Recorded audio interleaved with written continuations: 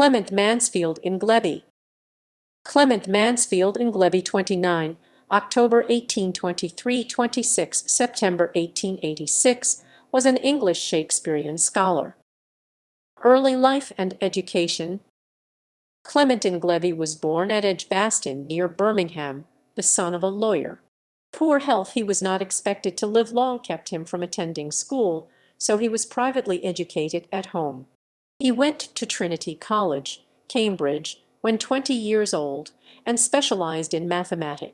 He received his B.A. in 1847 and his M.A. in 1850. Returning to Birmingham, he went to work in his father's law office, and then became a partner in the firm of Ingleby, Ragg, and Ingleby, now Ragg & Co. LLP. In spite of his poor health, he devoted his spare time to metaphysics, mathematics, and English literature. In 1850, Ingleby married Sarah Oakes d. 3 January 1906. Class in Logic. In 1855, the Birmingham and Midland Institute was established, an experiment in continuing adult education. Ingleby took on giving a class in logic and metaphysics at the industrial branch. His methods were novel and the class was successful. A disciple of William Hamilton, Ingleby focused on the most current views, even obtaining from Hamilton his yet unpublished improvements. Urged by his students, Ingleby issued Outlines of Theoretical Logic in 1856 as a textbook in the subject. It was his first published volume. Collier Shakespeare controversy. In the 1850s, documents discovered by John Payne Collier bearing on Elizabethan stage history in general and Shakespeare's life in particular fell under suspicion. Re-examination of several documents showed them to be out-and-out forgeries so obvious it was difficult to see how Collier could have been deceived by them. One item of particular interest, the Perkins Folio, had never been examined by anybody besides Collier.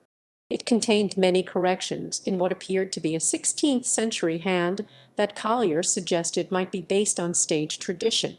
Ingleby, along with Sir Frederick Madden, who put the resources of the British Museum on the task, were finally able to examine the Perkins Folio in detail. They discovered, as was the case with others of the forgeries, modern pencil marks under the supposedly ancient writing. The handwriting of these appeared to be Collier's. The conclusion was inescapable: Collier himself must have forged these documents. In 1859, Ingleby published a small volume entitled The Shakespeare Fabrications, setting these facts forth dispassionately. An appendix to this volume dealing with the Ireland Shakespeare forgeries, however, was later repudiated by the author. Collier denied the allegations, but Ingleby's A Complete View of the Shakespeare Controversy closed the discussion, and Collier did not reply. Moved to London. Ingleby abandoned law for literature in 1859, and removed from Birmingham to the neighbourhood of London. His early works were of a philosophical nature. His Introduction to Metaphysics in 2 parts came out in 1864 and 1869, but he is best known as the author of a long series of works on Shakespearean subjects.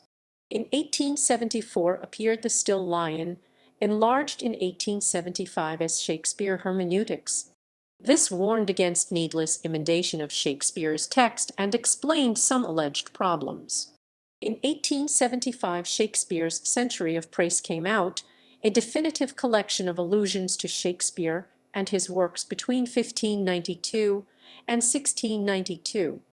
Other contributions include Shakespeare, The Man and the Book, a collection of essays in 2 volumes, 1877 and 1881, Shakespeare's Bones, 1882, and Shakespeare and the Enclosure of the Common Fields at Welcombe, 1885. Other interests. Ingleby was also a musician. He sang Shakespearian songs as part of the 1864 tercentenary celebration of Shakespeare's birth in Birmingham, a chess enthusiast who contributed problems to Chess Players' Chronicle and the Illustrated London News, and a member of the Athenaeum Club.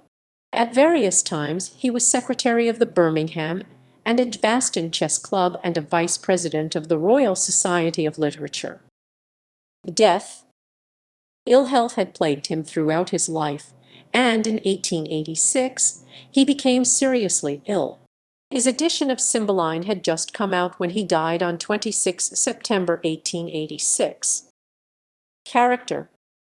Ingleby took a dark view of his own character. "I am morally weak in many respects," he wrote. "In some matters I have been systematically deceptive and occasionally cowardly and treacherous. I am passionately fond of personal beauty, but on the whole I dislike my kind, and my natural affections are weak." Horace Howard Furness, however, wrote of him, "Dr. Ingleby's retentive memory gave him ready control of the learning gathered from extensive reading, while his habits of precise logical expression aided and subdued his poetic fancy. To an unusual degree he was a many-sided man, an excellent musician, and eminent in metaphysics and in mathematics. I well remember the cordial admiration with which one of the most celebrated mathematicians of our day spoke of a solution by Dr. Ingleby of a problem that had proved to all others too intrinsicate to unloose.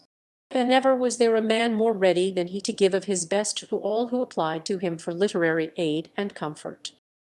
Selected works. Outlines of Theoretical Logic, founded on the New Analytic of Sir William Hamilton, Cambridge, 1856. The Shakespeare Fabrications, London, 1859. A Complete View of the Shakespeare Controversy, London, 1861. Was Thomas Lodge an actor? London, 1868. Reflections Historical and Critical on the Revival of Philosophy at Cambridge, 1870. The Shakespeare Allusion Books, London, 1874. Shakespeare's Century of Praise, being materials for a history of opinion on Shakespeare and his works, London, 1874. Second edition, 1879. Shakespeare Hermeneutics, or The Still Lion, being an essay towards the restoration of Shakespeare's text, London, 1875. Shakespeare, The Man and the Book, being a collection of occasional papers on the bard and his writings, part the first, London, 1877. Occasional Papers on Shakespeare, being the second part of Shakespeare, The Man and the Book, London, 1881. Shakespeare's Bones, the proposal to disinter them, considered in relation to their possible bearing on his portraiture, London, 1883.